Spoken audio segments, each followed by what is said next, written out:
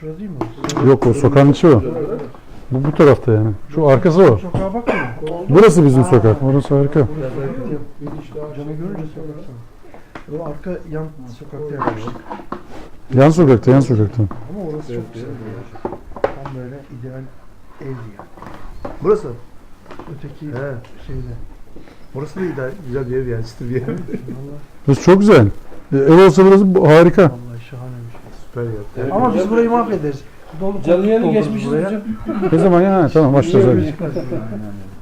Geçmişiz, bizim niye haberimiz yok canlı yayından? Tamam, Değil mi ondan abi? sonra dar geliyor de. Ev çok küçük. Euzubillahimineşşeytanirracim. Bismillahirrahmanirrahim. Elhamdülillahi Rabbil alemin. Vel akıbetu lil muttakin. Ve salatu ve selamu ala Resulina Muhammedin ve ala alihi ve sahbihi ecma'in ila yevmiddin. Allahümme şrahli sadri ve yessirli emri vahlul ukdeten min lisani yefkahu kavli. Rabbim dilimizdeki, yüreğimizdeki, zihnimizdeki düğümleri çözsün. İnşallah birbirimizi anlayabilelim bu vesileyle. Ve anlatabilelim. Kur'an'ı anlayabilelim. Kur'an'ın bize nazil olması için bize verilmiş bir fırsat bu akşam. Belki de son dersimiz.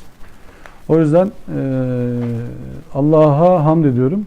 Bir akşam daha Kur'an'ı anlayabilmemiz için bize fırsat verdi, nefes verdi, ömür verdi. Allah hakkıyla şükredebilmemizi nasip etsin. Ya bir dahaki derse gelebileceğimizin garantisi yok. Aynen bir önceki derse geldiğimizin garantisinin olmaması gibi. Bizler bu akşam bir farklılık yaptık. Nebevi Kur'an Halkaları Derneği'nin binasında yapıyoruz dersimizi. Buranın amacına uygun bir şekilde biz geçen hafta, daha doğrusu bu hafta sonu, cumartesi ve pazar günleri Maraş, Kilis, Antep dolaylarındaydık. Oradaki Kur'an talebeleriyle hasbihal edelim, onların dertlerini dinleyelim, onlarla dertleşelim diye oradaydık. Çevre illerden, Diyarbakır'dan, Adana'dan, Malatya'dan, hatta Konya'dan gelenlerle sohbet etme imkanı bulduk. Ve o sohbet esnasında buradaki yapılan faaliyetlerin aslında ne kadar önemli olduğunu gördük. Beyinde oksitosin diye bir hormon var. Kimyasal salgılıyor beyin.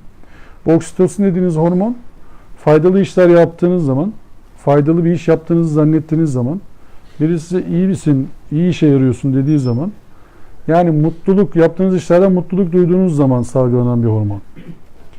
Ve bu oksitosin dediğiniz hormonu salgıladığınız zaman amigdala denilen korkuyu, endişeyi körükleyen bölüm azalıyor, geriliyor. O size baskı kuramamaya başlıyor. Normalde eğer bu işlerle pek meşgul değilseniz, sizi mutlu eden, fayda verdiğinize inandığınız, sizi iyi insan olarak tanımlatan işlerle meşgul değilseniz, amigdala dediğimiz bölge insandaki endişeyi arttırıyor, korkuyu arttırıyor, tedirginliği arttırıyor. Bunu engelleyecek tek şey var, işe yaramak. Yani aktif iyi olmak. Yani Kur'an-ı Kerim'in bize söylediği şey, aktif iyi olun dediği şey aslında hayat damarımız bizim. Yani hepiniz biliyorsunuzdur. İşle meşgul olduğunuz zaman çoğu vakit acıkmayı unutursunuz, hastalanmayı unutursunuz. Hastalığınıza yenilmezsiniz. Hastasınızdır ama çalışmanız gerekiyordur. Çalışmaya öncelerseniz dükkanınıza gidersiniz, özellikle işsizsiniz. Bazen bir yerlerde çalışıyorsak hastalığı ön plana çıkarıp ama bugün çok kötüyüm, işe gitmeyeyim diyebiliriz. Ama genelde böyle iğnenin ucu kendine dokunanlar pek hastalıkları ciddiye almazlar. Dükkana gitmesi lazım, açılması lazım, ödemeler lazım, maaş ödenecek, sigorta ödenecek, KDV var, çek var, yağmur yağmış, kar yağmış, önemli değil. Rengi tutup yine işe gitmeyi tercih edebilirler. İşte işe yarar olmak aslında Müslüman için böyle bir nimet. Ve bu elimizde. Elimizde derken de şu, demin işledik. Allah insana irade kullanmayı takdir etmiş. Her şeye bir ölçü koyduğunu söylemiş. Bizler yapmamız gerekeni ıskalamamamız lazım. Iskalamamaktan kasıt ne? İyilik üretmemiz lazım. Aktif iyi olmamız lazım. Aktif iyi olduğunuz zaman ne oluyor biliyor musunuz? İyilik yapmak isteyenlere birinci moral oluyorsunuz. Siz fındık kabuğunu doldurmayacak bir iş yapıyorsunuz belki ama onu yapmaya cesaret edemeyen iyiler onu görünce diyorlar ki vay be adama bak ne yaptı ya. Nasıl yaptın sen bu işi? Ne kadar cesaretlisin ha. Ben buna fırsat ayıramıyorum. Sen diyorsun ki yok o kadar da bir şey değil yani. Yapabiliriz biz bunu. Halledebiliriz biz bunu deyip O insanı o tarafa yönlendiriyorsunuz. İyilik bulaşıcıdır aslında. İyilik bulunduğu coğrafyayı etkiler. Yani şimdi toplumumuzda şöyle bir algı var. Diyoruz ki biz, ya arkadaşlar çok zor, çok imkan gerekiyor, çok para gerekiyor. En büyük imkanınız nedir biliyor musunuz Kur'an'a göre? İmanınız. Çünkü istenecek yegane noktadan istiyorsunuz. İyyâke na'budu ve iyyâke nesta'in. Çünkü malikil mulk olandan istiyorsunuz. Malikul mulk. Yani mülkün tek sahibi, yegane sahibi. Çünkü ekremul ekreminden istiyorsunuz. İkram edenlerin en ikramcısı. Çünkü melik olandan istiyorsunuz. Mükemmel yönetici. Çünkü hiçbir kibir, asaleti, kibir zerresi göstermeyen muhteşem yöneticiden istiyorsunuz. Ve o size tek şunu sorabilir. Neden daha önce istemedim? Siz gün gece isteseniz neden az istedin diye sorabilir. Tekrar niye istiyorsun diye sormuyor. Demin verdik yine istiyorsun diye sormuyor. Sıkışınca istiyorsun değil mi diye sormuyor. Ne oldu geziyordun öyle şimdi geldi kapıma demiyor. Tam tersi bizden istediği Rabbimizin sürekli ve sürekli istememiz. Aslında her namaz Allah'tan istektir. Her namaz Allah'tan istektir. Yani namaza durduğumuz zaman yaptığımız tek şey Allah'tan istemektir. Başka bir amacı yoktur. Namaz kötülüklerden alıkoyar. Kur'an'a göre. Kötülüklerden alıkoyması ne demek? Allah'a ne diyoruz biz? Nasıl dua ediyoruz namazda? İhdinas sıratel mustakim. Bizi dosdoğru yola ilet. Namazdayız. Zaten bayağı dosdoğru yolda olmamız lazım. Namazdayız zaten. Niye ihdinas sıratel mustakim diyoruz? Halbuki namazdayız. Çünkü garantisi yok. 5 dakika sonra yapacağımızın da garantisi yok. Sürekli bilinç haline getiriyor Allah bizi. Yani namaz Allah'tan istektir. Namazın birinci öğrettiği şey aciz olduğumuzdur. O yüzden namazın başlangıcında ne deriz? İlk başında Fatiha'nın 1. ayet. Ne diye başlıyoruz? Elhamdülillahi Rabbil Alemin. Övgülerin tamamı sana ait ya Rabbi. Biz ne yaparsak yapalım seni övmek için yapacağız ve övgülerin tamamı sana ait. Hiç kimseyi yanına açtırmayacağız. Bak bunu dedirtiyor Allah. Diyor ki bak Elhamdülillahi Rabbil Alemin Er-Rahman Er-Rahim. O özünde çok merhametlidir. İşinde de acayip merhametlidir. Özü merhamettir Allah'ın. Özü rahmettir. İşinde de öyledir. Ve özelliği ne başka özelliği? Maliki yevmiddin. Din gününün tek sahibidir. Biz şimdi bunu öğrendikten sonra gayet doğal şunu diyoruz. Bak bu üçünü duyduktan sonra gayet doğal bir şekilde şunu diyoruz. İyyâke na'budu ve iyyâke nestaîn. Öyle mi? Tamam o zaman ancak sana kulluk ederiz, ancak senden yardım dileriz. Madem Malik sensin, madem din gününün de sahibi sensin, madem bu kadar merhametlisin, madem bu kadar işinde de merhametlisin, madem bütün övgüler sana ait, o zaman biz başkasından ne isteyeceğiz ki? İyyâke na'budu ve iyyâke nestaîn. Sonra ilk isteğimizi sıralıyoruz hemen ardından. Akıllı kul ne ister? İhdinas sıratel müstakim. Bizi dosdoğru yola ilet, gerisini biz hallederiz ya Rabbi. Sen bizi dosdoğru yola yönelt. Bak dosdoğru yola koy değil. Dosdoğru ilet, yönelt. İhdina, bizi yönelt. Doğru yola yönelt, gerisi bizde ya Rabbi, merak etme. Ama şöyle de bir ricamız var. Sıratel lezîne en'amte aleyhim. Sen o yoldakilere zaten nimet vermiş olursun. Gayril mağdûbe aleyhim. Ya böyle şaşırmışların yoluna iletme. Veladdallin. Böyle isyan edenlerin yolunu sapıtmışların yolu olmasın o. Sen bizi dosdoğru yola yönelt. Yani kulun akıllısı işini Allah'a arz edendir. İşini Allah'a arz edeceksin sürekli. Diyeceksin ki ya Rabbi farkındayım sen varsın. Ya Rabbi biliyorum sen Rahmansın, Rahimsin. Ve biliyorum ki sen bir din gününden bahsettin. O günün de sahibi olduğunu söylüyorsun. Şimdi onun açıklamasını nerede yapıyor Allah? Maliki yevmiddin. Biz geçen İnfitar suresini okuduk değil mi? Ve ma edrake ma yevmiddin. Sümme ma edrake ma yevmiddin. Yevme la temliku nefsun li nefsin şey'a. O gün hiçbir nefis için hiçbir şey elde edemez, yapamaz. Vel emr, o gün emir, söz, yevme izin lillah. Ancak ve ancak Allah içindir.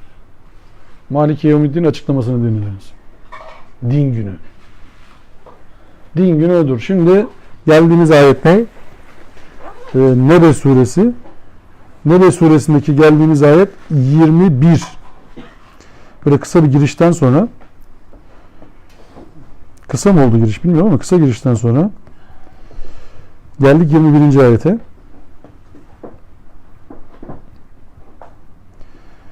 O değil mi? 21. 17 çok affedersiniz. Doğru söylüyorsunuz, uyarıldık. 17. Yok yok. İnne yevmel fasli kâne mikâte. Şüphesiz ayrışma gününün belirlenmiş bir vakti mutlaka ve mutlaka vardır. Şüphesiz ayrışma gününün yevmel fasl, ayrışma gününün belirlenmiş bir vakti mutlaka ve mutlaka vardır. Yevme yunfehu fis-suri fete'tûne efvâca. O gün sura üflenir, derhal amacına göre taksim edilmiş topluluklar halinde hayat alanına çıkarsınız. Yani Allah bize hesap gününü anlatırken ayrışma günü olarak söylüyor. Yani neden ayrışacağız? Cüruf cevherden ayrılacak. Göreceğiz. İyiler kötüler, iyi ameller kötü ameller, yapmamız gerekip de yaptıklarımız, yapmamız gerekip de yapmadıklarımız, yapmamız gerekip de yaptıklarımız, yapmamamız gerekip de yapmadıklarımız. Bu dördü söylenecek bize. Geçen Hamdi Kalyoncu'nun okuma psikolojisi kitabından bir pasaj paylaşmıştım. Orada diyordu ki 2 tane kitaptan soruluyoruz. Birisi oku denilen kitap.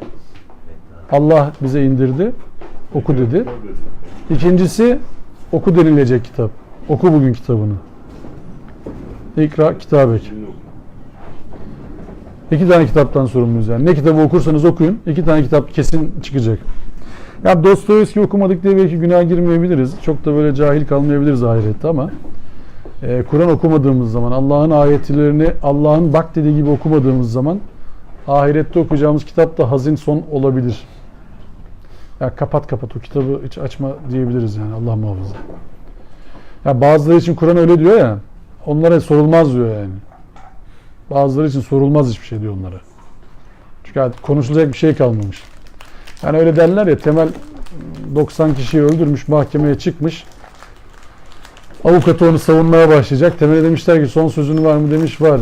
Ben de merak ediyorum demiş. Nasıl savunacak beni yani? O bu kadar adam öldürdükten sonra ne diyecek bu? Ya şimdi ne yapacaksın yani? Nasıl savunacaksın beni? Yani? En büyük merak oluyor işte. Bazılarına sorulmaz diyor Allah. Yani o kadar artık yaşamını günah haline getirmiş ki, günahı yaşama haline getirmiş ki artık adamda şeytan cisimleşmiş hale gelmiş. Bakan şeytanı görüyor artık adamda. İçinde iyilik kalmamış.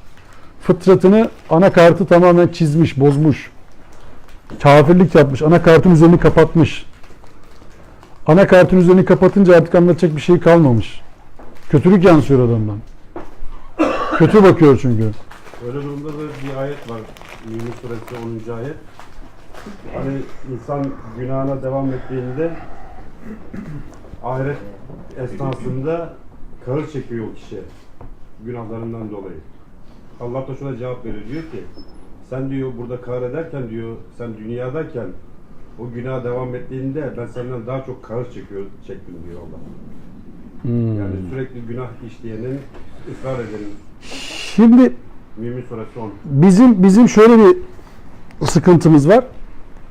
Biz zannediyoruz ki insan topluluğu olarak tahmin ediyorum. Biz günahlarımızla Allah'a zarar ya da fayda verebileceğimizi zannediyoruz bazen. Günahlarımızla ya da sevaplarımızla Allah'a zarar ya da fayda verebileceğimizi zannediyoruz. Halbuki Allah Malikul Mülk'tür. Yani mülk onun elindedir. Eşyaların yer değiştirmesi Allah'ın elinin içerisinde olabilir. Eşyaların yer değiştirmesi Allah'ın mülkün içerisinde olabilir. Allah'ın mülkünün dışında bir eşyanın yer değiştirme şansı yok. Yani biz buradan çıksak, Mars'ta koloni kursak yine Allah'ın hükmü içerisinde kalacağız. Uranüs'te kursak yine Allah'ın hükmü içerisinde kalacağız. Jüpiter'de kursak yine orada kalacağız. Başka Samanyolu galaksisine gitsek yine onun elinde kalacağız. Eynel Nefer sorusunu bir de böyle okuyun yani. Eynel Nefer. Nereye kaçacaksınız? Kaçış yurdunuz neresi? Nereye gidiyorsunuz yani? Allah'tan kaçılmaz. Allah'a kaçılır.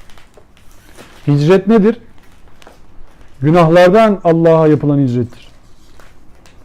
Oruç nedir? Hayat boyu günahlara karşı tutulan, Allah'a karşı esas ve klas duruşunuzu bozmama dikkatidir. Çünkü niye diyorum bunu? Ramazan'la alakalı pasaj Bakara suresinde gelir biliyorsunuz. Bakara suresinde orucun anlatıldığı ayetin sonu nasıl biter? لَعَلَّكُمْ تَتَّقُونَ. Umulur ki sorumluluk bilincine erersiniz. Sorumluluk bilincine erersiniz. Sorumluluk bilincine ererseniz şu demek. Burada bayağı kalabalığı saymayayım. Bir kişi de olsanız Allah'ın huzurundasınız. 10.000 kişi de olsanız Allah'ın huzurundasınız. 10.000 kişi de olsanız 10.000 birinciniz Allah. 2 kişi de olsanız üçüncünüz Allah. Bir kişi de olsanız sizinle beraber olan Allah'tır.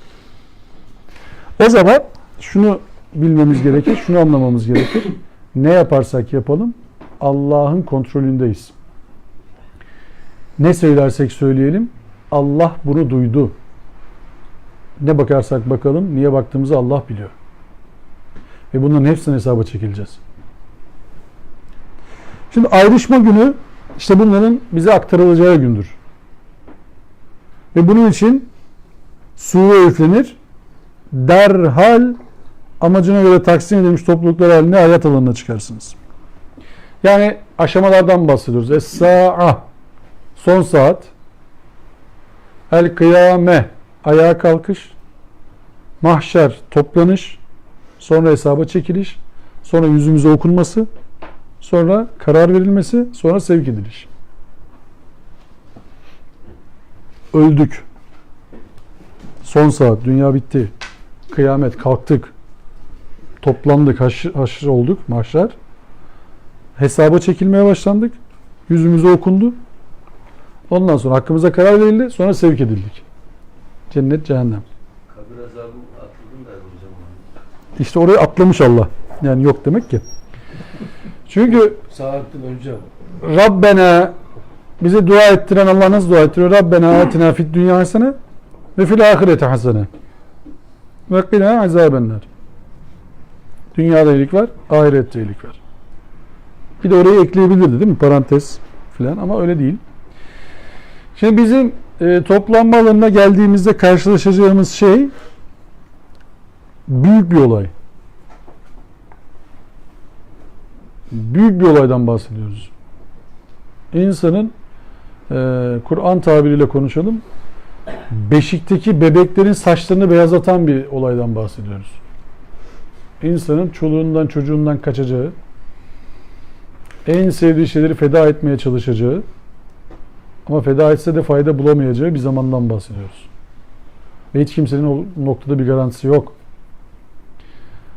Hani Hazreti Ömer'in bir sözü var. Endişeliyim diye. Ölümü yaklaştığında. Endişeliyim. Allah'ın huzurunda durumum ne olacak?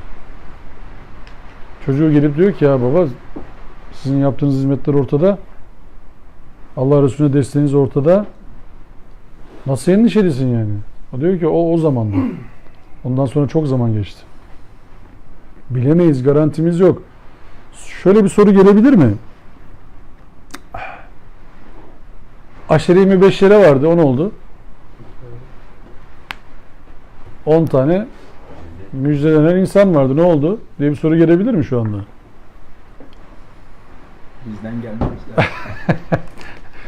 Öyle bir soru gelse işte yine Kur'an'a başvurmak lazım.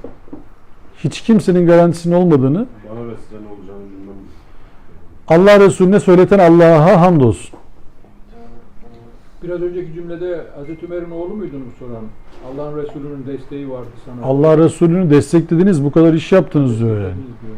Onun size desteği yok. Evet. Allah Resulü'nü bu kadar desteklediniz, yaptığınız mücadele ortada diyor yani. Nasıl endişe ediyorsun? Diyor ki o zamandı. Ondan sonra bir zaman geçti tekrar. Yeniden işler yaptık. Yani biz şöyle düşünün abiler. Altın ibadetin peşinde koşmayın. Altın gecenin peşinde koşmayın. Altın saatin peşinde koşmayın. Hayatınız boyu iyiliğin peşinde koşun. Bir eğriniz olsun. Sürekli iyiye doğru giden. Bir gece namazı kıl, sabaha kadar ayakta kal, ömür boyu kurtul. Ahirette de o gecenin yüzüstü hürmetine buyurun cennet şu tarafta, hemen alalım sizi. Öyle bir fonksiyon beklemeyin. Böyle bir geceyi Allah Resulleri ıskalamış olabilir mi? Allah Resulleri böyle bir geceyi biliyor, böyle bir saati biliyor, böyle bir günü biliyor. O duayı ediyor, ondan sonra da ortadan ikiye ayrılacak kadar eziyet çekiyorlar. Hastalık, yurtlarından kovulacak kadar eziyet çekiyorlar. Evine giremeyecek kadar eziyet çekiyorlar. Böyle bir şey yaparlar mıydı? O geceyi yaşa, tamam geçmiş olsun, zaten cennet garanti. Atıyorum, ne dedi demin kardeşim, dedi ki bütün günahların sevapların yazıldığı bir gece mi var? Ne olacağını da Allah öyle bir gece varsa o geceyi iyi geçir, zaten bir sene boyunca esfiya olursun, eşkıya olma şansın yok, geçmiş olsun. Ne uğraşıyorsun ki o zaman? O zaman namaz kılmaya bile mi gerek yok? Niye uğraşıyorsunuz ki? Şimdi bazıları öyle anlatıyorlar ya, yani adamlara yazılmış, eşkıya mı olacak, esfiya mı olacak? İyi adam mı olacak, kötü adam mı olacak? Buna şeyde yazılmış kundaktayken. Levh-i Mahfuz'da da bu belli. Adalet nerede? Levh-i Mahfuz'da belli, adam kötü bir adam. Sen diyorsun ki niye kötülük yapıyorsun? Adam diyor ki Allah yazmış kardeşim, ne yapayım yani işte. Benim görevim bu. Bir de adamı dünyada cezaevine koyuyorsun. Burada da niye? Mesela cezaevine, aynen cezaevine de koymamak lazım. Allah yazmış. Adamın ne kabahati var o zaman? Ellemeyin adamı. Ama diyorlar zaten kader mahkumu. Onu düzeltmesi lazım. Öyle diyor, iyiler kötüler de ayrılıyor diyor. Şimdi ayrılacaksa o zaman başında ayrılsaydı. Niye imtihana girdik? Halbuki Allah biz onu mu diyor? Mülk suresinin başı nasıl? Tebârekellezi biyedihil mülk. Ellezi halakal mevte vel hayate liyebluvekum eyyukum ahsenu amele. Biz ölümü ve yaşamı niye yarattık? Kimin iyi ameller işlediğini görmek için. Yani men yehdillahi fela mudillele ve men yudlil fela hadiyele. Kim iyiliği seçerse kendi lehine, kim kötülüğü seçerse kendi lehine. Sapacaksan sapacaksın, iyilik yapacaksan yapacaksın. Biz burada Şems suresinde okuduk değil mi? Adam onu öyle anlamıyor. Ne diyor? Kime yazdıysak. Allah kimi saptırırsa Tabii. o sapıklığa mahkum olur. Ama Zümer suresinde de Allah şöyle bir ayette diyor ki biz Allah kulunun küfrüne razı olmaz. Bana ayette gelmiyor hocam ya. Ayette gelmiyor. Allah kulunun küfründen razı olmayacak ama Onlar onu, ezber bilmiyor abi. ama o diyecek ki mesela Allah onu saptırdı. Allah küfründen razı değil. Niye saptırıyor o zaman onu? Bıraksaydı Firavun'a bırakırdı. Peygamber göndermez onu. Aslında o tür ayetlerin hep sonunda şey geliyor Değil mi? hocam. Yani o insanın aslında kendi tercihine, Göndermez değil mi? Yaşa. o yola yöneldiğini, yani genelde çoğunda öyle geliyor. Yani bizim maalesef bu bildiğimiz bilmediğimiz bir şey var, durum var. Bilip de işimize gelmediğimiz bir durum var aslında bu. Bilmediğimiz değil de. Herkes bilir ki sorumluluklarıyla yaşar, tercihleriyle yaşar. Hepimiz bunu biliriz. Şu anda buraya gelme tercihinde bulundunuz. Derste beraberiz. Gelmeyebilirdiniz. Zorla kimseyi de kapısından tutup bu tarafa getiremiyoruz. Öyle bir uygulamamız yok. Gelmeyenlere ceza keselim diye bir uygulamamız kısmen var. Ama o da tatlı oluyor, yani başka bir cezası yok. Belki Şi- Allah'ın gelmemizi istediği için biz gelmiş olabiliriz. Onu öbürlerini istemediyse zaten öbürlerinin hiçbir kabahati yok, gelmeyenlerin sıkıntı yapmasınlar. Onlar da Allah'ın emrini yerine getirdiler değil mi? Şimdi bizim bilmemiz gereken şey şu: ayrılma gününe gidiyoruz, ayrışma gününe. Allah ayrıştıracak cevherli curuhu birbirinden. İyi işler yaparsanız, iyi işler yaparsak, iyiliği üretirsek, iyiliğin yaşanmasına ve yayılmasına vesile olursak iyilerle karşılaşırız. Mesela Allah ve kunu ma'as sadikin diyor değil mi? Bir de sabirin de var. Bak, kunu ma'as iyi olun mu diyor? İyilerle beraber olun mu diyor? Beraber olun diyor. Yani sadıklarla beraber olun mu diyor? Sadık olun mu diyor? Beraber Ve kûnû ma'as sâdıkîn ve kûnû ma'as sabirin. Sabredenlerle birlikte olun. Sadıkınlarla yani sadıklarla birlikte olun. Yani bizler ferdi olarak dini yaşamak değil bizim işimiz. Öyle olsaydı bak, öyle olsaydı İyyâke a'budu ve İyyâke esta'in diye dua ederdik. Tek başımıza yaşayacak olsaydık. Allah'ım bir tek sana sığınacağım, bir tek senden yardım dileyeceğim derdik. Ama öyle dedirtmiyor Allah bize. İyyâke na'budu ve İyyâke nestaîn dedirtiyor. Sana kulluk edeceğiz, ederiz ve senden yardım dileriz dedirtiyor bize. Yani bizler arkadaşlar birbirimizi cennete götürmekle yükümlüyüz. Birbirimize cennet olmakla yükümlüyüz. Ve bizler alemlere rahmet olarak gönderildik. Bizler alemlere şahit olarak gönderildik. Şahit olarak gönderildik. Biz evet Allah beraber olmanızı sever diyor. Şimdi bir Ramazan ayında teraviye giden abilerimiz vardır. Teravihinin sonunda teravih biterken vitre geçmeden önce bir ayet okurlar. Hangi ayet? Ben gittim için, gitmedim için değil mi? Diyorlar ki Rabbena amennâ bima enzelte vetteba'ner rasul fektubuna ma'aş şahidin. Rabbimiz yok. Rabbimiz biz senin indirdiğine iman ettik. Rabbena enzelnâ bima enzelte vetteba'ner rasul ve Resulünün ilettiğine iman ettik. Fektubuna bizi yaz ma'aş şahidin. Bizi şahitlerden yaz ya Rabbi. Bizler şahit olmaya geldik. Sahip olmaya gelmedik. Bizler rahmet olmaya geldik. Etrafımızı cennet etmeye geldik. Yani siz tekrar söylememde beis yok. Sizler evinize girdiğinizde ne olur eviniz cennet olsun. İş yerinize girdiğinizde eviniz, iş yeriniz cennet olsun. Mutluluk olsun. Oh iyi ki geldi desinler. İyi ki geldi desinler yani. Böyle tırsmasınlar sizden. Saygı duysunlar, sevsinler ama desinler ki oh iyi ki geldi. Evinize mutluluk taşıyın, iş yerinize mutluluk taşıyın, akrabalarınıza mutluluk taşıyın. Onlar size kötülük yapıyor. Varsın olsun siz iyilik yapmaya çalışın. Çünkü ayet şunu diyor. Sana kötülükle davranana sen iyilikle karşılık ver. Bakmışsın Allah aranıza bir sevgi var etmiş. Sana kötülükle gidene sen iyilikle karşılık ver. Bakmışsın Allah aranıza bir sevgi var etmiş. Bilemezsiniz. Hangi ayet hocam? Söyleyeceğim. Biraz zorluyorsunuz beni. Böyle olsa söyleyemedim şimdi. Şaşırdım ya. Ha, çok mahcup oldum.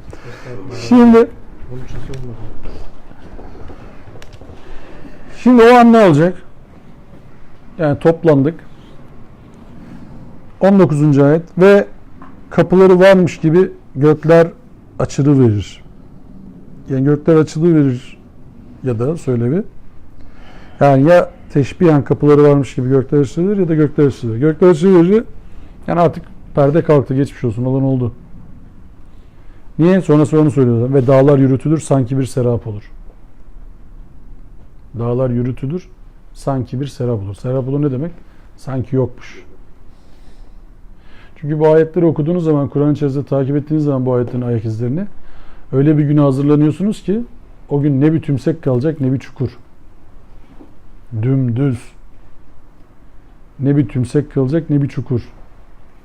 Büyük bir kopuş. Yeniden başlangıç öncesi büyük bir patlama. Uzayda mı dünyada mı kastediyor? Dünya komple bitiyor. Yeni bir başlangıca dönüyor ondan sonra. Bambaşka bir dönüş. İnfitar o yani. Bambaşka bir açılış. Şimdi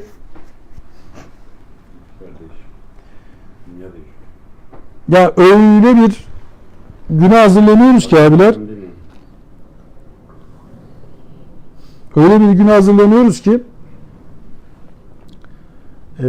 o dünyanın güneşin etrafında bir çekim gücüne döndüğünü biliyoruz değil mi? Daha önce burada güneş konuşurken bahsetmiştik. Güneş büyük bir hızla gidiyor. Güneş büyük bir hızla giderken çekim gücü var.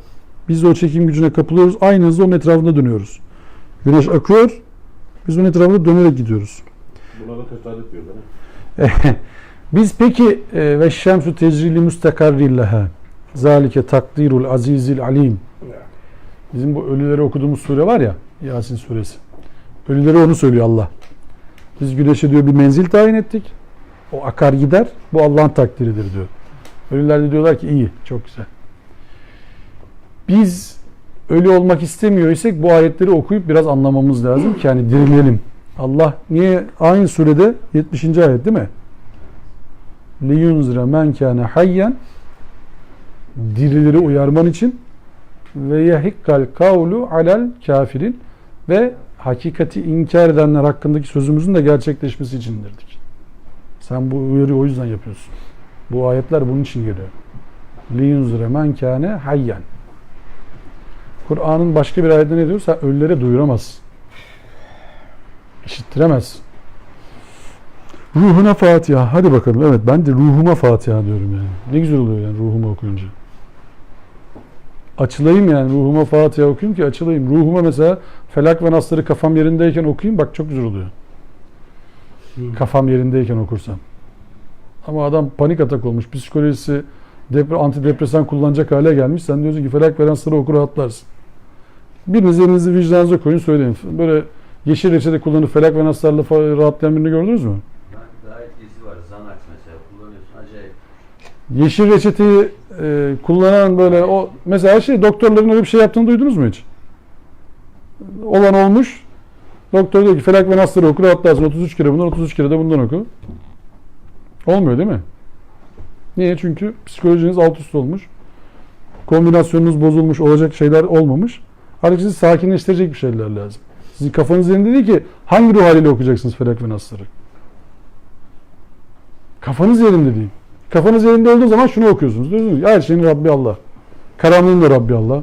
O okumak isteyen, bana düğüm yapmak isteyenlerin de Rabbi Allah. Buyurun. Ulul elbap değil mi? Evet.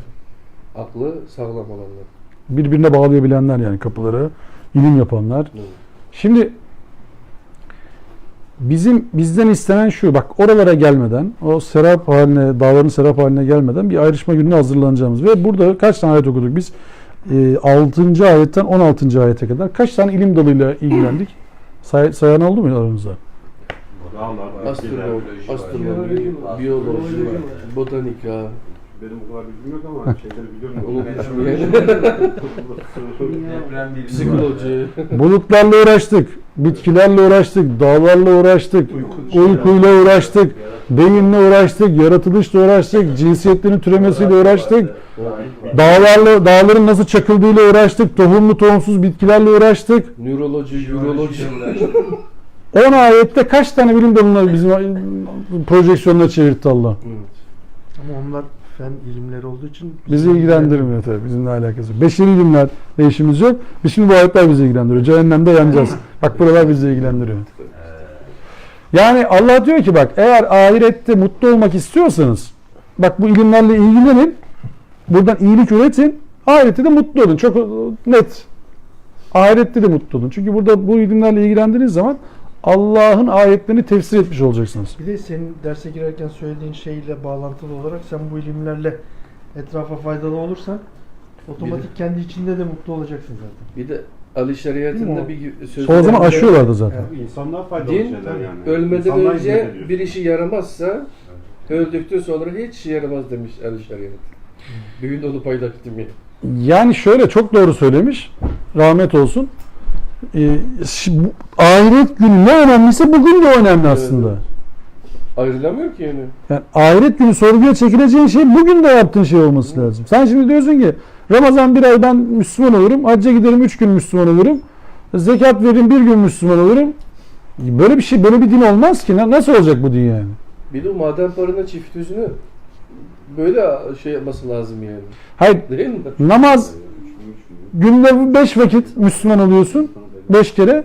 Ticaret yapıyorsun Müslüman. Mesela Türkiye'de maalesef öyle bir algı var değil mi? Diyorlar ki ticaretle uğraşıyorsan hacca gitme. Niye gitmiyoruz? İşte ticaret yalansız olmaz. Hacca gideceksin elini ayağını çek. Hacca gidene kadar kazandığın para öyle. Ne yapıyorsun şimdi? Nasıl bir mantık bu yani? Hacca gidene kadar kazandığın para o zaman haram senin. Haramla cami yaptırıyorsun. Yani sıfırlayıp bir daha günah. Ya Sportoto camisi olur mu abi ya? Böyle bir şey olur mu? Bu garip bir memleketiz yani. Başkası da var da söylemeyeceğim şimdi bu akşam saati. Mecidiyeköy tarafında öyle bir cami de var da söylemeyeceğim yani. Ha yani. Ama bu memlekette oluyor yani. Hocam ben tesbih yapıyorum. Bu memlekette oluyor yani. Sportoda camisi ne ya?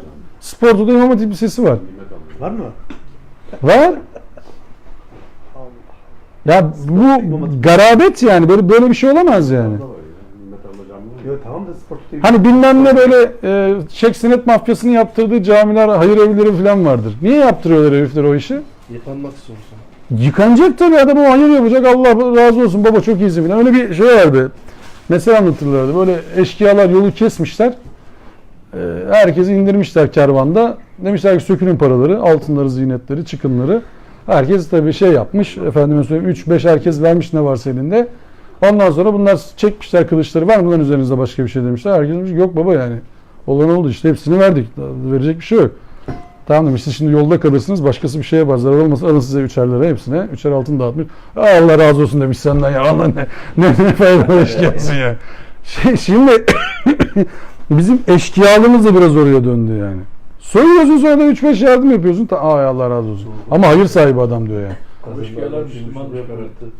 Ya bu acayip bir ruh hali bizdeki. Şimdi işte biz öyle bir gün hazırlanıyoruz ki abiler. Tekrar söylüyorum. Yaptığımız ameller karşımıza çıkacak. Oku diyecekler kitabını. Evet. Orada sürprizle karşılaşmayacaksınız. Sadece şöyle Kur'an tabiriyle konuşalım. Ya bunu da mı yazmış ya? Ya bu da mı var bu kitapta ya? Uygurcu mu yazıyor bu? Allah ne küçük var ne büyük, aynen öyle ya. Ne küçük bırakmış ne büyük ya. Onu da mı yazmış ya? Bu da mı hakikaten ya? Aslında Allah bize bunu söylemişti Zilzal suresinde. Hatırlarsanız ayeti. Miskale zerretin hayran yara, miskale zerretin şerran yara. Allah bunu çok net söylüyor aslında. Ben her zaman söylüyorum bunu. Kendime de size de. Diyorum ki bak Allah her şeyi yapar ama şaka yapmaz. Evet. Bak Allah şaka yapmaz. Allah'ın söylediği söz çok ciddi bir sözdür yani. Kavlen sekîlâ diyor ya, sana ağır bir söz indireceğiz. Allah'ın söylediği sözü çok ciddiye almak lazım. Yani şöyle olmaz. İdare eder ya. Öyle bir Allah modeli düşünmeyin sakın yani. Yapalım. Ne yapalım işte. Allah affeder. Diyor ya hocam, yani ben kıyametin kopacağını düşünmüyorum ama zaten kopsa bile Allah bana orada daha iyisini verir. Yani tabii yoktur da diyor yani cehennem. Olsa da birkaç gün yanar çıkarız diyor yani. Bir de diyor ben orada sizden daha iyisi bize verir. İşte o size verilirdi, bize verilirdi göreceğiz. Yani orada göreceğiz onu. Size mi verilirdi, bize mi verilirdi orada göreceğiz. Ama şundan bak eminim. Bu dünyada dinin var diye ahlaksızlık yapanlar orada burnun üstüne sürülecekler. Ondan eminim. Bir dine mensup olduğunu iddia edip bütün ahlaksızları yapanlar o da çok kötü durumda olacaklar. Ondan eminim yani. Çünkü Kur'an bunu söylüyor. Kur'an ya eyyühellezine amenü hitabında ey iman iddiasında olanlar der. Ve arkasında hep yapın ya da yapmayın diye gelir. Bak ya eyyühellezine amenü ayetini bir gün çıkarın isterseniz.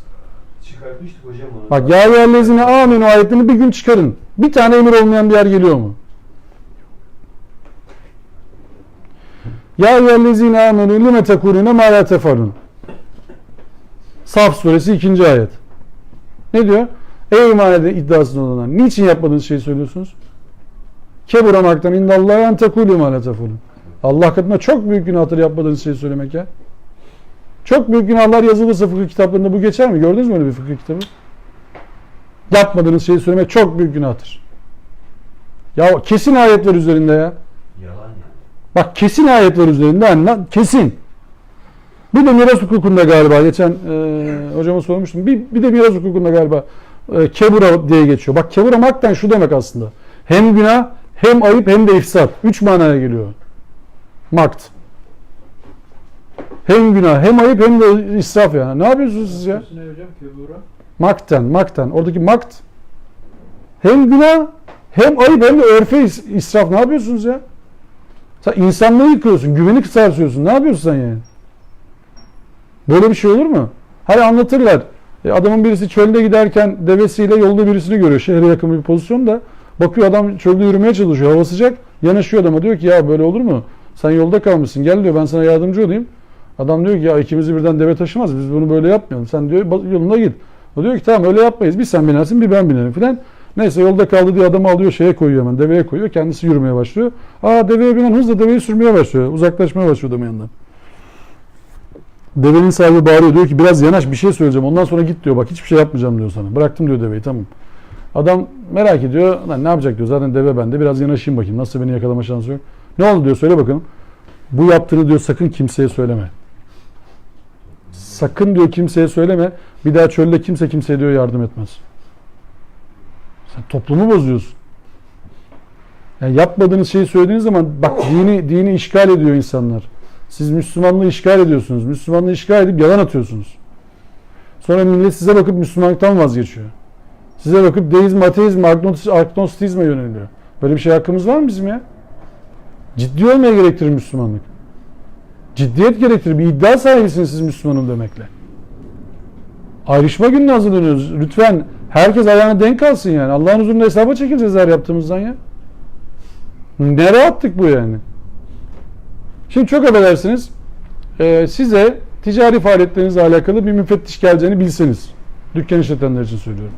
3 gün 4 gün sonra müfettiş gelecek deseler. Incine cincine bakacak deseler. Ne yaparsınız 3-4 gün boyunca? Cincini düzeltmeye çalışırız. Ya Allah diyor ki zerre miskalinden hesaba çekileceksiniz ya. Bu ne rahatlık. Zerre miskal. Bir de Allah'ın yardımcıya ihtiyacı yok. Her şeyi gören, her şeyi bilen, her şeyi işiten, her şeyi kayda alan bir Allah'tan bahsediyoruz. Rahatlığa bak ya. Ya Allah'a inanmıyoruz ya Allah nedir onu bilmiyoruz.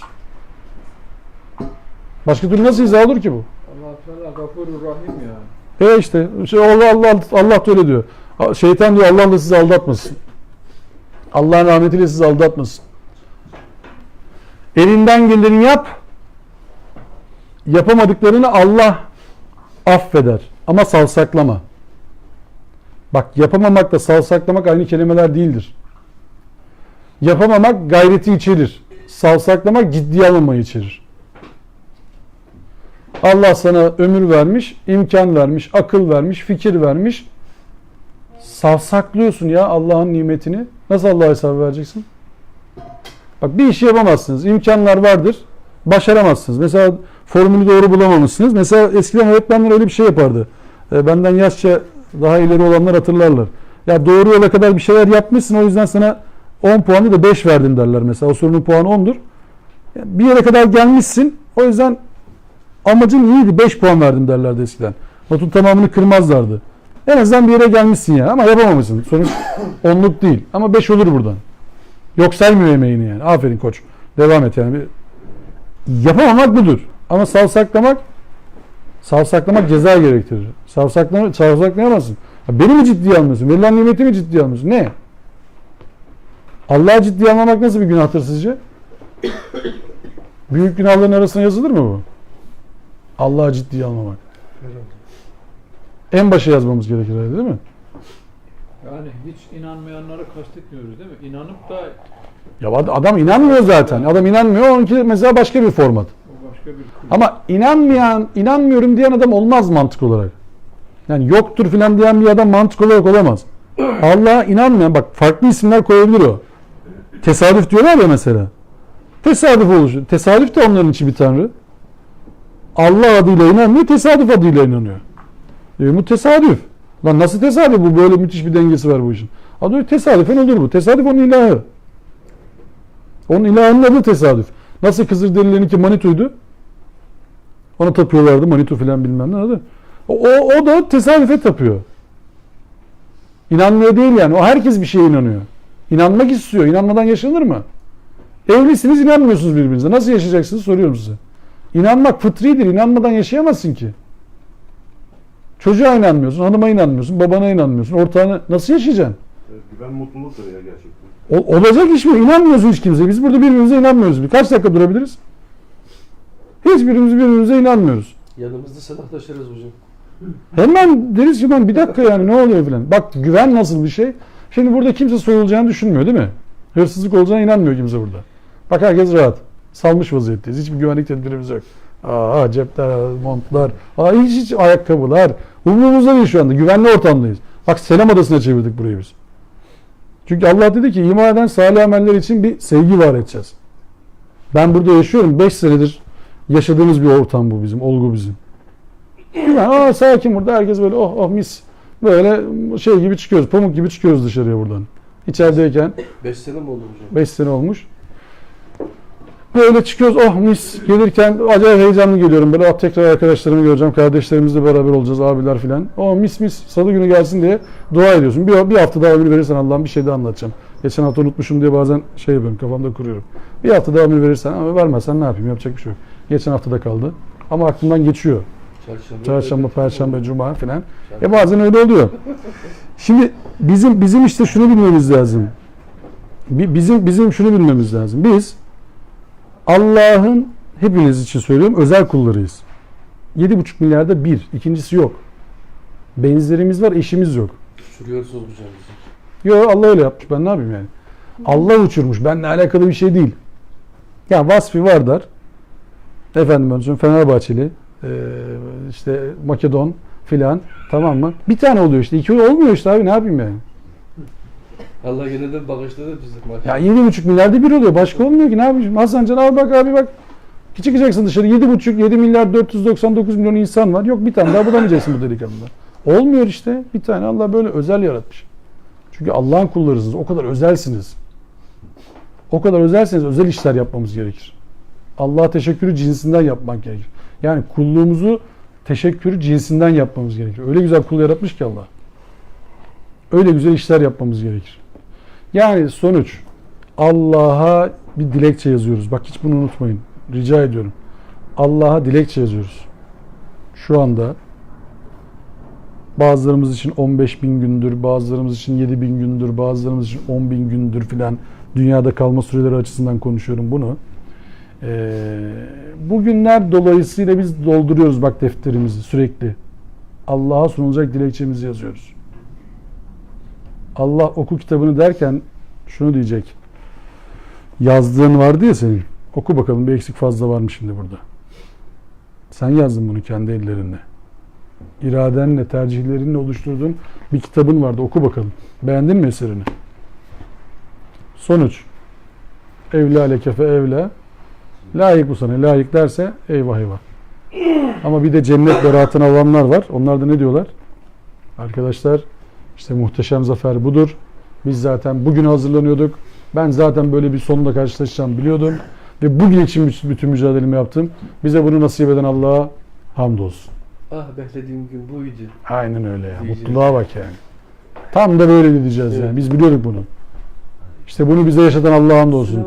Biz aynen öyle işte. 100 bekliyorum hocam. 100 bekliyorum. Duaya bak. Diyor ki bizden hüznü gideren Allah'a hamdolsun. Duaya bak yani. Allah hepimize nasip etsin. Bizden hüznü gideren Allah'a hamdolsun. Allah'ın huzuruna çıkmışsınız. Allah rahmetiyle size muamele etmiş. Bu kadar elçi göndermiş, kitap göndermiş, hatırlatıcılar göndermiş. Bir de üzerine uydunuz diye size merhamet etmiş. Bir de cennetine koyacak. Diyorsunuz ki artık bize hüzün yok değil mi? Bitti değil mi iş yani? Bir daha ölmeyecekmişiz değil mi? Hüznü gideren Allah'a hamdolsun. İşte böyle bir şey hazırlanıyoruz. Ne yaparsak yapalım. Neye uğraşırsak uğraşalım. Daha büyük bir hedefimiz olamaz. Daha büyük bir hedefimiz olamaz. İyi insan olmak kadar büyük bir ödül var mı ya insana? Düşünsenize sizin için herkes iyi insan diyor. Daha ne arıyorsunuz siz? İyi insan diyor ya herkes. Allah yani teşbih olarak söylüyorum. Melekler ne diyor ki gördünüz mü kulumu? Ne kadar çok iyi insan dedirtti kendine. Diğer kullar nasıl da örnek oldu? Diğer kullar nasıl da örnek aldı onu? Baksanıza şu kula. Şıracının bozacıya şahitliği geçerli değil mi? Değil. Oradan geçmez. Yani şöyle de düşünmeyin tabii. Ne oldu? İyi biliriz. İyi biliriz. Bilsen ne olacak? Allah'ın nasıl bildiği önemli. Sen iyi bilsen ne olacak? Allah'ın nasıl bildiği önemli. Yani bizim hazırlandığımız gün şöyle de bir tarafı var. Hazırlandığımız günün şöyle de bir tarafı var. Aşağıda su ısıtabiliriz isterseniz. Ha. Aşağıda öyle bir ısıtıcımız var. Bir bakın aşağıda su ısıtıcı şeyimiz var. Mekanizmamız. Şüphesiz o gün o 21. ayeti okuyorum.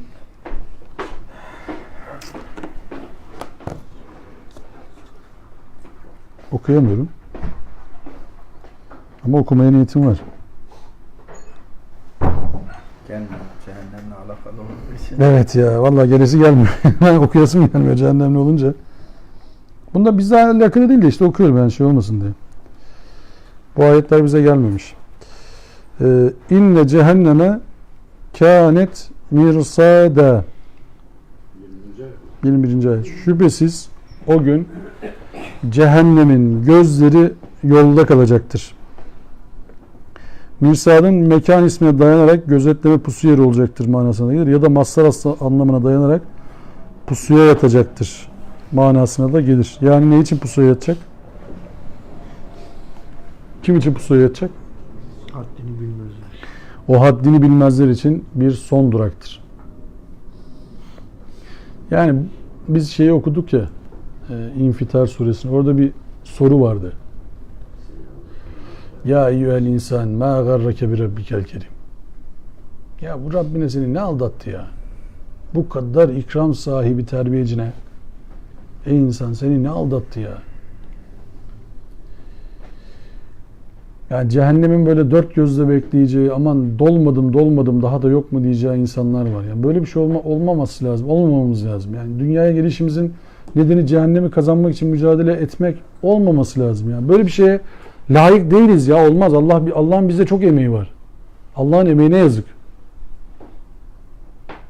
Hani böyle bir şey yaparsınız, yeni bir araba alırsınız, kazanmışsınızdır, yapmışsınızdır, etmişsinizdir. Çocuğun birisi gelir top oynar arabaya, çat diye bir tane vurur. Daha sıfırdır araba, gelmiş kapının önüne çekmişsiniz. Çocuklar maç yaparken patlatır bir tane. İçiniz gider böyle, ah kaportaya vuracağını bana gelseydi o top diye. Çünkü emeğiniz var yani, o kadar hazırlamışsınız kendinize, cilalı boyalı bir araba, böyle daha yüzünde kokusu. Aman canım yolmasın. Emeğiniz var yani. Şimdi Allah 3,5 milyar yıllık bir süreçte dünyayı bize hazırlamış. Bir de üzerinden o kadar bir zaman geçmiş. Bir de bizi yaratmış. Bizi atamış. Yarattıktan sonra akıl, irade, vicdan vermiş. Şuur vermiş. Diyor ki iyi işler yapsanıza. Emeğim var sizde. İyi işler yapsanıza. Görevlendirilme amacımız o ya. İyi işler yapalım. Başka bir şey ne olabilir ki? Biz birbirimizi üzmek için uğraşıyoruz. Adamlar sonra, felsefeciler diyor ki insan insanın müşkülüdür veya insan insanın kurdudur. Ya niye öyle olalım yani? Ne alakamız var yani? Niye birbirimizi bitirmek için uğraşıyoruz? Halbuki Allah'ın nimetlerini birbirimize anlatmakla meşgul olmamız lazımdı. Allah'ın nimetleriyle şükretmekle meşgul olmamız lazımdı. Ahiret gününde de mutlu bir şekilde bizim oradan çıkmamız lazımdı. Cehennem nasıl kazanılır? Olacak iş mi bu ya? Mantıklı değil bu. Ya düşünsenize, Allah diyor ki 1'e 10, 1'e 70, 1'e 700 vereceğiz. Günahlar 1'e 1. Peygamber vereceğiz, kitap vereceğiz. Hatırlatırlar vereceğiz. Fıtrat vereceğiz. Siz hatırlayacaksınız zaten. Ana kartınıza da onlar yazılı sürekli. Vicdan vereceğiz. Sizi sürekli o tarafa iyiye yönlendirecek. Ulan oradan cehennem kazanır. Nasıl yaptın bu işi diyecekler ya. Hani nasıl yaptın bu işi? Sen şimdi o adama yazıyorsun. Çok affedersiniz. Sözümü yanlış anlamayın. Ben ticarette falan onu dikkat etmeye çalışırım işin açıkçası. Dikkat etmeye çalıştığım şu. Çok affedersiniz yani. Zeka seviyesi en alt insana göre talimat yazmaya çalışırım. Adam akıllıymış gibi muamele etmem. İmalat da yapsam, talimat da yazsam, zeka seviyesi en alt kişiye göre yazarım onu. Yani hiç anlamasa bile yapsın onu yani. Anlatabiliyor muyum? Mümkünse yoldan da çıkamasın yani. Çarpsın, sağa sola çarpacağı yerleri de bileyim ben. Ona göre bir yol haritası hazırlayayım. Çarpsa bile onu tekrar şeye alsın isterim yani. Japonlar öyle yapıyoruz. Doğru hedefe alsın isterim yani. Ülkeler öyle yapıyor. Evet. Kuralları, kanunları. Her öyle şeyin yapıyor. yan tarafında bunu böyle tutacaksınız. Öyle yapacaksınız. Her şeyin yanında var. Şimdi burada askerlik yapanlar var ya, askeriye de şey yazar, lambayı kapat. Yani ne de ya, Allah Allah yani, ne yapacağız işte yani, burada duruyor. İşte ışığa bas bilmem ne, onu tut, bunu bırak, böyle hani tut Ali tut var diye bizim Cineliler. Yanında ilk kurtarılacaktır. Tabii ya, bunlar yazar, gayet de doğal. Şimdi o neye göre yapıyor? Akıllı adama göre yazmıyor onu zaten. Diyor ki lan en kötü bile biraz okuma yazması olan bunu yapsın. Öbürü zaten bunu yapar diyor aklıyla. İşte bizim toplum içerisinde bunları öne çıkartmamız lazım. Yani en kötüsünü düşünmemiz lazım. En kötüye göre master planlar yapmamız lazım. Mesela bazı kardeşlerimiz benden daha iyi Kur'an anlamış olabilir. Benden biraz daha az Kur'an anlamış olabilir. Bazı kardeşlerimiz. Biz şimdi bizden daha az anlayanı azarlamamamız lazım. Hor görmememiz lazım. Yani dün sizin anlamadığınız bir ürünü, bir konuyu o belki anlamadı bugün. Dün de siz anlamıyordunuz. Bugün anladınız ya, adama ne eziyet ediyorsunuz? Yani üstten bakıyorsunuz böyle, entel entel konuşuyorsunuz. Sen de bir şey anlamıyorsun. Sen de bilmem necisin. O değil yani bizim işimiz aslında. Bizim işimiz ne? Hayrı tavsiye etmek, hayra çağırmak, hayırda yarışmak.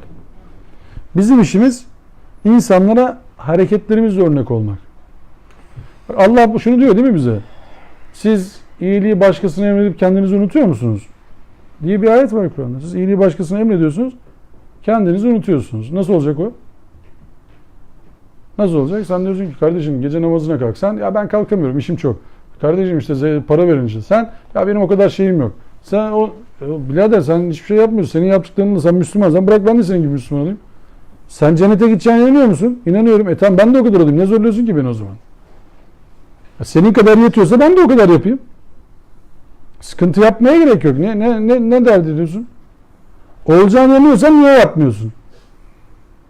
Böyle de olacağını inanıyorsan beni niye zorluyorsun? Ki Kur'an'ın ana kaidelerinden bir tanesidir din adına. La ikrahe fid din der değil mi? Dinde zorlama yoktur. Ya zorlamanın hiçbir türü dinde yoktur. Zorlayamazsınız. Tercih meselesidir bu. İzah ediyorsunuz. Diyorsunuz ki Kur'an'da böyle ayetler var. Bunu böyle anlamamız gerekir. Söylersiniz abi. Onun haricinde bir şey yapamazsınız adama. Ona inanacaksın. Böyle inanacaksın. Öyle inanma falan. Ne oluyor ya? Ne oluyor yani? Senin şerrinden korkarak inanacaksa olmaz ki o iş. Yani Allah şunu diyor değil mi Resulüne? Şimdi biz isteseydik yeryüzünde iman etmeyen hiç kimse kalmazdı. Herkese iman ettirirdik. Ama öyle bir şey istemedi ki Allah.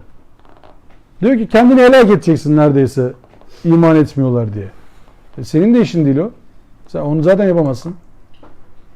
Bizim derdimiz bazen şu oluyor galiba değil mi? Bizim gibi inanmıyorlar.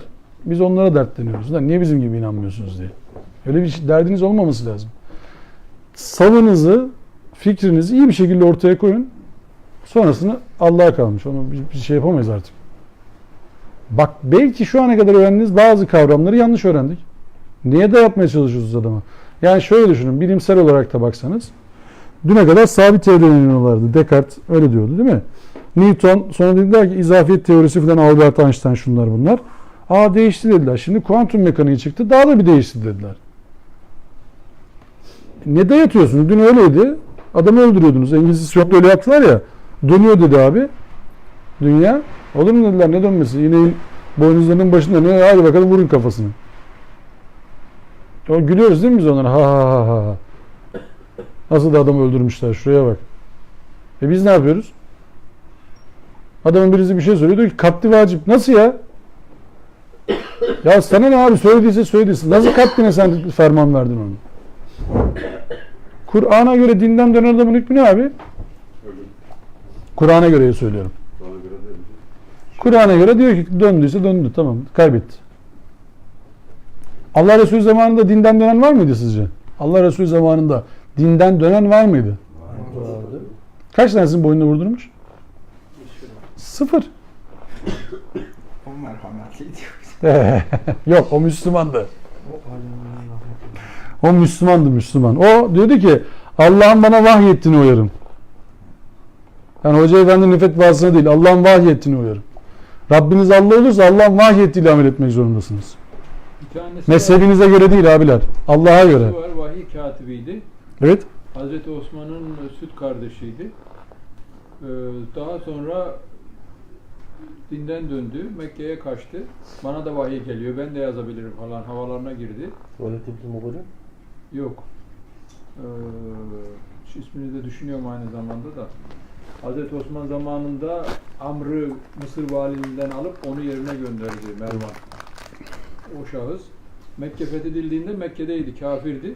Ve yakalanınca öldürülsün diye 8-10 kişinin listesi vardı ya hani Peygamberimiz diyordu. Onlardan birisiydi bu.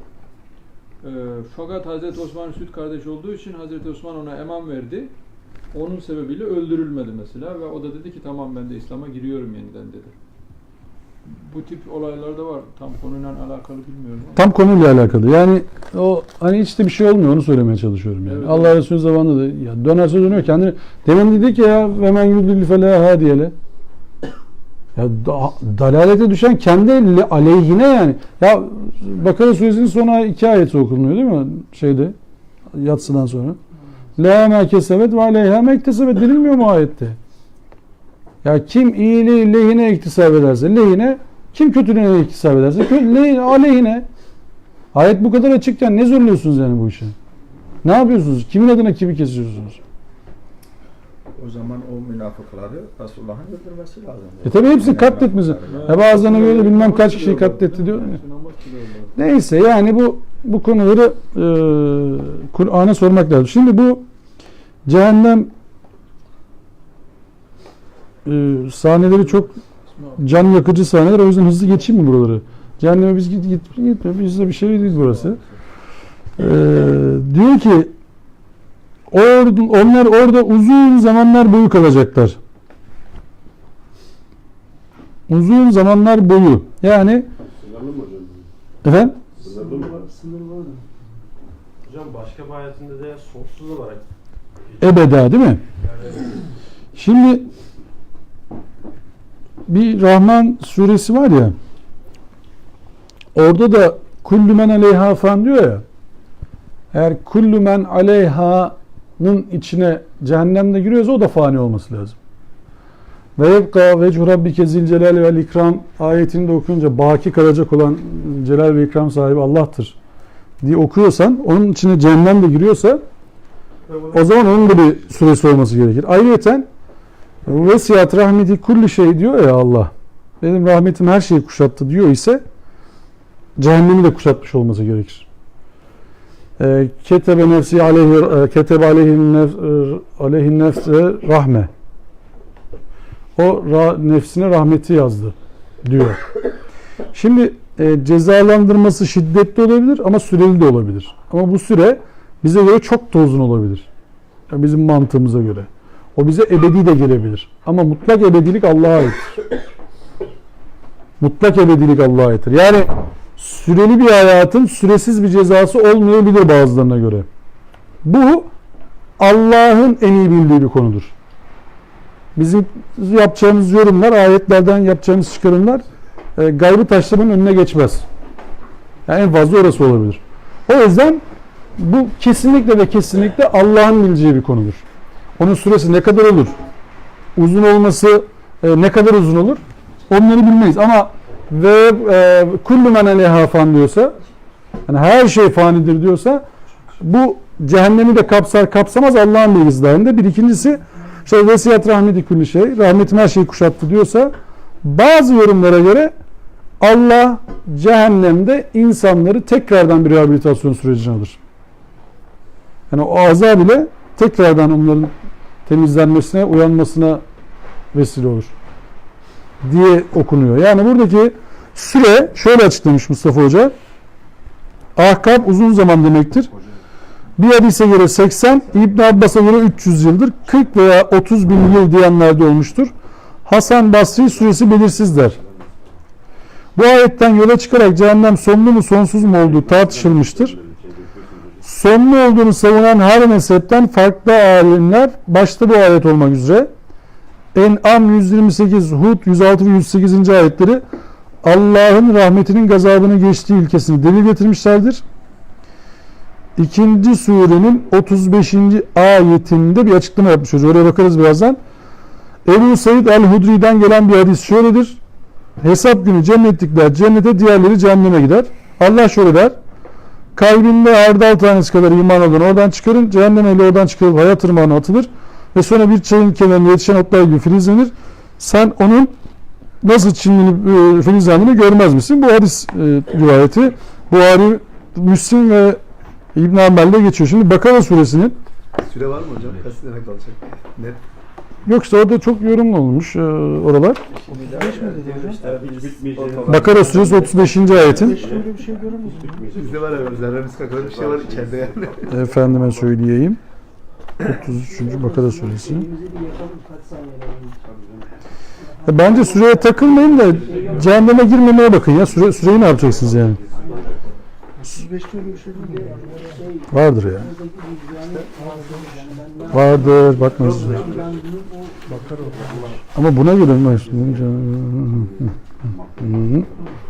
Acaba bu nuzul diye böyle bu şey mi? 2'ye 35 mi? Dur bakayım. İstediği yerde mahrum bırakılmak. Rahmetten uzak durmak.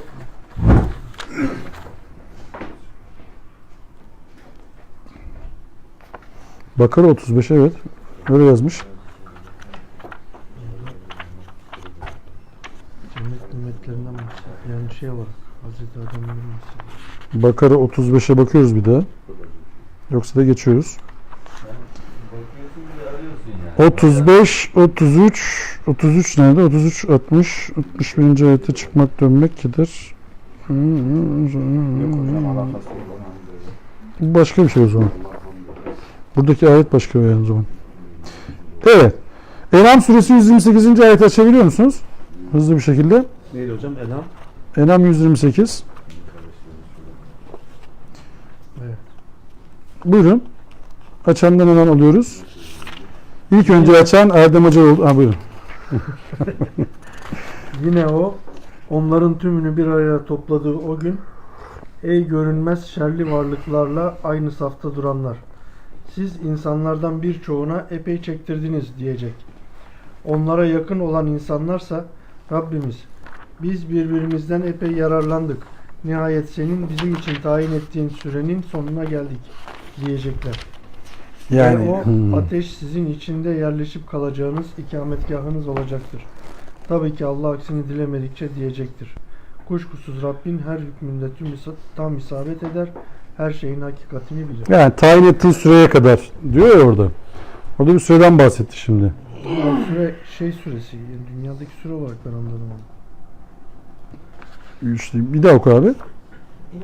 Ve nihayet 128. senin bizim için tayin ettiğin sürenin sonuna geldik. Tamam, tayin ettiği sürenin sonuna geldik. Evet. Dünyadaki sürenin sonuna geldik diyecekler. Ve o ateş sizin içinde yerleşip kalacağınız ikametgahınız olacaktır. Yok diyor ki işte biz birbirimizden epey yararlandık. Nihayet tamam. Bu yerleşip kalacağınız ikametgahınız olacaktır. Burada da tayin ettiğin sürenin sonuna geldik. İki tarafa da okumuşlar demek ki. Bir de Hud suresinin 106 ve 108. ayetleri var. Açıyorum. Orası çıktı. 106. ayet diyor ki artık bedbaht olan kimselerin mekanı ateş olacaktır. Onlar orada ahufi gelecekler. Rabbin aksini tercih etmedikçe gökler ve yer olduğu sürece onlar da orada kalmayı sürdürecekler. Bu ve buna benzeyen En'am 128, Nebe 23 gibi ayetlerden yola çıkan bazı otoriteler Burada da var o. cehennem azabının Allah tersini dilemedikçe. Evet. Cehennem azabının uzun süre devam ettikten sonra sona ereceği görüşüne varmışlardır. Sahabeden Hazreti Ömer, Abdullah bin Mesud, Ebu Hureyre, Ebu Said el-Hudri ve daha başkaları. İkinci nesilden Abd bin Humeyd, İsa bin Rahaveyhi, Hasan el-Basri, Hammad bin Seleme gibi otoriteler de aynı görüştedir. Cehennemdekiler çöldeki kum taneleri kadar çok olsa da o gün gecikip sonradan çıkaracaklardır diye Taberi'de bir hadis var. Cennet ve cehennem konusunda en çaplı eserlerden birine imza atmış olan İbn Kayyim el-Cevziye bu görüş hocası İbn Teymiye ve daha başkalarından nakleder. Yukarıdakileri ilaveten Hazreti Ali, İbn Abbas, Abdullah bin Amr, Cabir bin Abdullah, tabiinden Şabi, mutasavvıf Celaleddin Rumi, İbnül Vezir, çağdaşlarımızdan Musa Carullah, İsmail Hakkı İzmirli de aynı görüştedir. Peki hocam o zaman niye Yahudileri eleştiriyor? Hani bize sayılı gün ateş dokunur dedikleri. Onlar inanmıyorlar zaten ama. Yahudiler yani inanmıyor. 2-3 gün abi. Onlar inanmıyorlar, ciddiye almıyorlar yani. Onlar Sayılı gün dokunuyor diyor. Yani 3-5 gün yana çıkarız yani o. Dokunmaz yani, dokunsa da 2-3 gününde bir geçer gideriz yani. Sırattan bir düşeriz, koşa koşa çıkarız anlamında. Tabii yani o bize gelmiyor zaten. Gelirse de 3-5 gün olur. Fazla olmaz. Devam ediyorum. Alemin sonsuzluğu düşüncesini başta Gazali olmak üzere hemen tüm İslam kelamcıları küfür olarak görmüşlerdir. Ayete dönecek olursak bu ayetin gaybi birer hakikat olan cennet ve cehennem sonsuzluk ve sonluluk tartışmaları doğrudan bir ilgisi olmasa gerektir.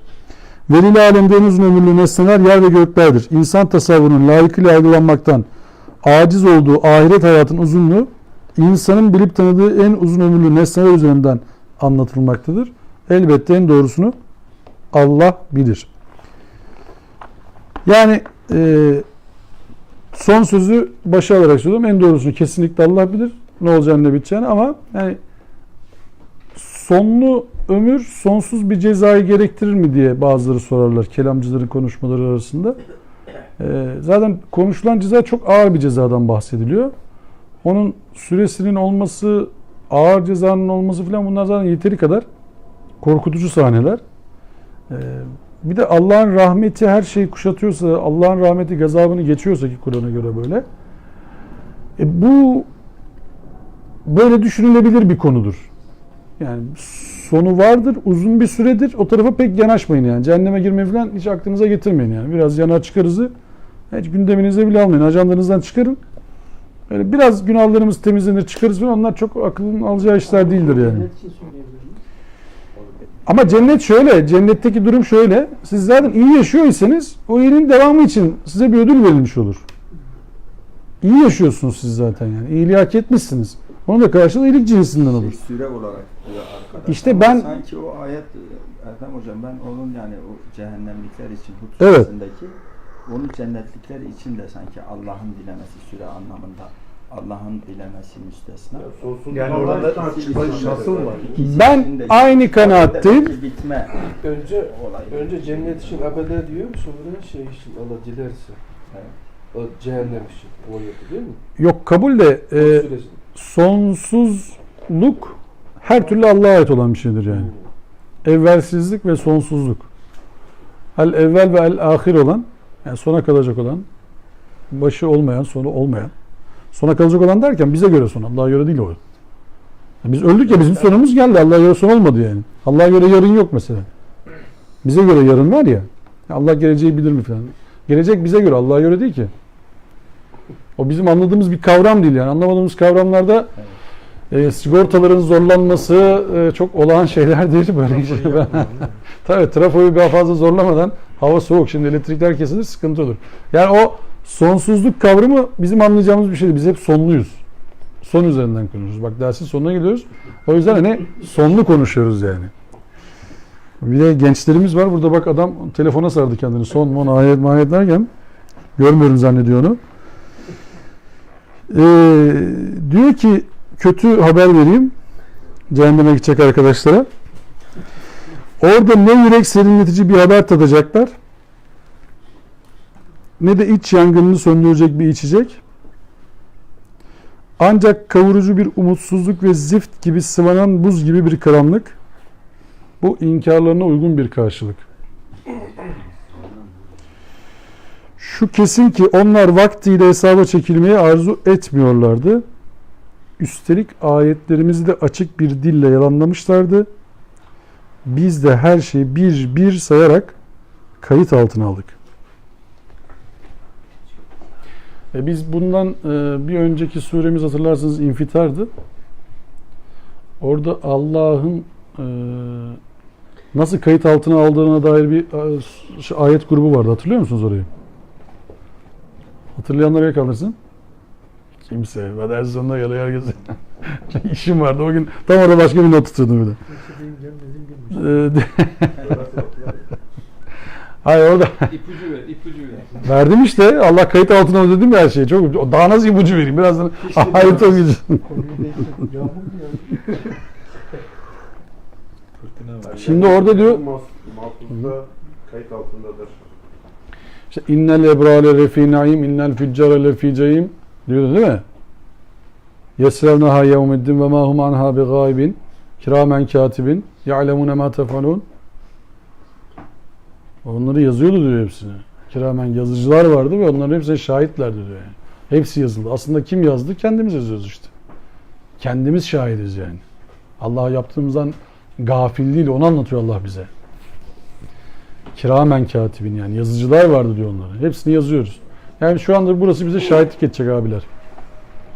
Şu mekandaki bütün materyaller ve bizler şahitlik edeceğiz. Yani biz 15.01.2019 tarihi saat 8.35 itibariyle filan nerede olduğumuzu orada hatırlayacağız. Böyle yapacağız. Oradaydık hakikaten. Ve o amel bizi kurtaracak. Hiç başka bir İnşallah. şey yapmamıza lüzum yok. Hatırlamamız mı? İş buradan çıktıktan sonra. Aynen. Biz şu anda antrenmandayız. Devre arası kampındayız. Anladınız mı? Şimdi hazırlanıyoruz. Bir haftalık depolamamızı yapıyoruz şu anda. Bir haftalık depolamamızı yapıp haftaya kadar bunları hayatımıza geçireceğiz. Haftaya tekrar geleceğiz şarj olmaya. Şarj yetmedi, bir daha olalım filan. Ama Kadir gecelerimizin sayısını arttırırsak, Kur'an'la hemhal olduğumuz gecelerin sayısını arttırırsak şarjımız daha uzun gidiyor. Lityum pil, lityum iyon piller, lityum titanyum pilleri filan dönüyor. Ama en büyük şarj, nerede olursanız olun Allah'ın huzurunda olduğunuzu unutmayın. Nerede olursanız olun Allah'ın karşısındaki esas ve klas duruşunuzu bozmayın. Çünkü hesaba çekileceğiz. Bugün çok sayıda ayet okuduk farkındaysanız. Tempomuzu arttırdık. 17. ayetten 29. ayete kadar bu cehennem ayetleri deyince biz hızlanıyoruz. Hiç okuyasımız gelmiyor yani böyle aman bizim orayla alakamız yok deyip cennet olsa daha uzatırım ben şimdi. Mesela arka sayfada var. Oraları bayağı Girmediği için buradan şey geçiyoruz yani. tabii o şey yok. Günler oldu mu? Cennet olsa yine böyle oh ne güzel cennetteyiz bizi anlatacak onun nasılmış oradan bir köşk bakalım filan vesaire orada ama Allah korusun yani bu cehennem iş filan oldu mu benim böyle içim daralıyor harbiden yani diyorum ki aman yani. 30'u bitirelim de. 30 mu? 31 şeyden başlıyor. Haydi bakalım 30'da bitirelim. Heh, o cennete gireceğiz haftaya. Şimdi cehennemden Yani burada çıkalım. Evet. Eğer gelmeyenlere şey yapalım buradan. Mesaj verelim. gelsinler. Haftaya cennete gireceğiz. Gelmeyen arkadaşlar gelin. Haftaya cennet bahsi var. 30. ayet. Sonunda onlara diyeceğiz ki tadın büyüttüğünüz cehennem ağacının meyvelerini. Artık size tarifsiz bir mahrumiyetten başka bir şey arttırmayacağız. Yani bu azap mahrumiyet manasında kullanılıyor burada. Çünkü şöyle düşünün. Şimdi yan tarafta şey var. Böyle şu an için söylüyorum. Sıcacık bir soba, üzerinde kestane, altında patates, çay, meyveler, sebzeler ve bizi burada oturtmuşlar. Işık yok, masa yok, içecek yok, ısıtma yok. Biz burada duruyoruz böyle. Mahrum kaldık. Bu ne oldu şimdi? Azbun, can yakıcı bir azap oldu bir de yani. Ya keşke yapsaydık diyoruz ya. Keşke biz de yapsaydık ya. Dünyadaki Şurada olsaydı aşağıdaki yani. hayat yaşayan insan için çok büyük bir azaptır yani. Yani böyle kaba tabir söylüyorum. Eşekten düşme diye bir tabir vardır yani. Attan inip eşeğe binme filan. Böyle tabirler vardır. Adam böyle hizmetçilerle filan yaşar. Ondan sonra derler ki al şu süpürgeyi şuraya süpür bakalım. Nasıl ya? Hakikaten mi yani? Ne olacak diye? Ne zannediyorsun ki yani? Bu kadardı senin. Hükmün oradaydı. Buna Kur'an tabiri bir de müblis diye bir kelime var. Müblis, müblisun. Acayip bir kelime. İblisle alakası yok ya. Müflis değil, müblis. İblis diyorum. İblisle alakalı değil. O da boşa çıkıyor bütün hesabı işte sonunda. Oradan çıkıyor iş. Ama müflisle müblisin farkı ne? Müflis iflas eder, yeniden toparlama şansı var. Müblis Allah'ın karşısında iflas ettiğini anlar. Artık dönecek yeri yok. Allah'ın karşısına böyle büyük büyük gururla gelir. Tamam kesin kazandım, cennet benim. Nereden gireceğiz cennete falan derken kitabı verilir solundan. Gıkını çıkaramaz. Büyük bir kaybediş, büyük bir çöküş. Artık yapacağı hiçbir şey yok.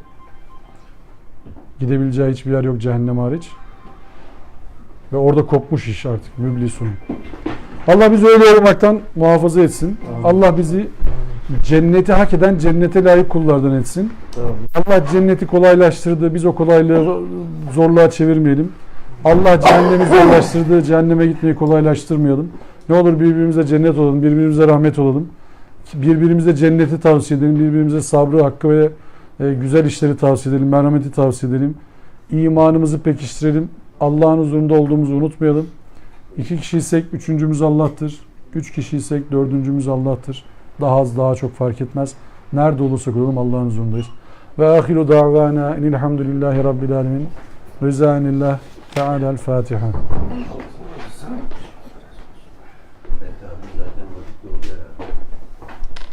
Evet. Zamanlama iyi ya. Zamanlama iyi.